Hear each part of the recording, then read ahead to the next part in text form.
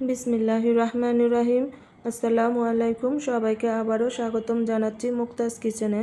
আজকে খুবই মজাদার ও সহজ উপায়ে পটল ভর্তা রেসিপি শেয়ার করব। এই প্রচণ্ড গরমে কিন্তু আমাদের মুখে খাওয়া দাওয়ার রুচি একদমই থাকে না। ভর্তা ভাত হলে যেন খেতে একটু বেশিই ভালো লাগে।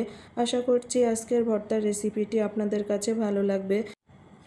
তাহলে শুরু করা যাক। আমি এখানে পরিষ্কার করে ধুয়ে নিয়েছি 500 গ্রাম পটল। এখন এই পটলগুলোর উপরে সবুজ আবরণটা আমি একটি নাইফের সাহায্যে তুলে নেব। আপনারা আপনাদের সুবিধা মতো এই কাজটি করে নিতে পারেন।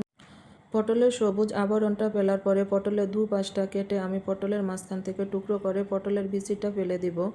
পটলের বিচিগুলো ফেলে দেওয়ার পরে আমি ছোট ছোট করে টুকরো করে নিব। এই কাজটি আপনারা আপনাদের পছন্দ মতো করে নিতে পারেন। এভাবে আমি সবগুলো পটলকে কুটে নিয়েছি। চুলায় একটি প্যান বসিয়ে কুটে নেওয়া পটলগুলোকে দিয়ে দিব 1 টেবিল চামচ রসুন, দিয়ে দিব একটি মিডিয়াম সাইজের পেঁয়াজ, দিব 4-5টা কাঁচামরিচ, দিব পরিমাণ মতো লবণ, দিব সামান্য হলুদের গুঁড়া।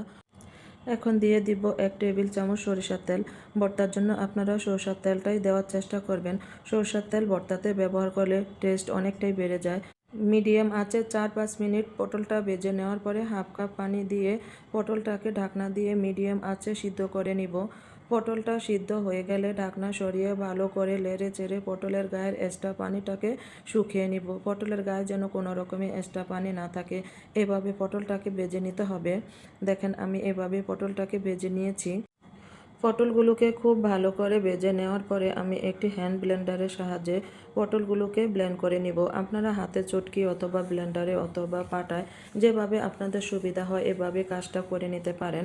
পটলটা ব্লেন্ড করে নেওয়ার পরে আমার কাছে একটু নরম মনে হয়েছে। আমি আরও কিছুক্ষণ চুলার আঁচটা কমিয়ে আমি আরও কিছুক্ষণ ভেজে নিয়ে পটলের এক্সট্রা পানিটা একেবারে শুকিয়ে নিয়েছি। আমার পটলটা ভেজে নেওয়া হয়ে গিয়েছে। ভর্তার জন্য আমি 5 থেকে 6টা শুকনো মরিচ নিয়েছি। জালটা আপনারা আপনাদের পছন্দ মতো অ্যাডজাস্ট করে নিতে পারেন। দিয়ে দিব কিছু পেঁয়াজ কুচি, দিব ধনিয়া কুচি। এই সব কিছুকে একসঙ্গে ভালোভাবে মেখে নিব। একসঙ্গে মেখে নেওয়ার পরে এখন ভেজে নেওয়া পটলও একসঙ্গে ভালোভাবে মেখে নিব। সব কিছু একসঙ্গে মেখে নেওয়ার পরে এখন দিয়ে দিব 1 টেবিল চামচ সরিষার তেল। তেলটা দেওয়ার পরে আবারও সব কিছু একসঙ্গে ভালোভাবে মিশিয়ে নিব। হয়ে গেছে আমার মজাদার পটল ভর্তার রেসিপি। আশা করি রেসিপিটি আপনাদের কাছে ভালো লেগেছে। এরকম সহজ রেসিপি পেতে আমার চ্যানেলটিকে সাবস্ক্রাইব করে বেল বাটনটি অন করে রাখবেন। পরবর্তী ভিডিওর নোটিফিকেশন সবার আগে পাওয়ার জন্য আজ এখানে বিদায় নিলাম। আল্লাহ হাফেজ।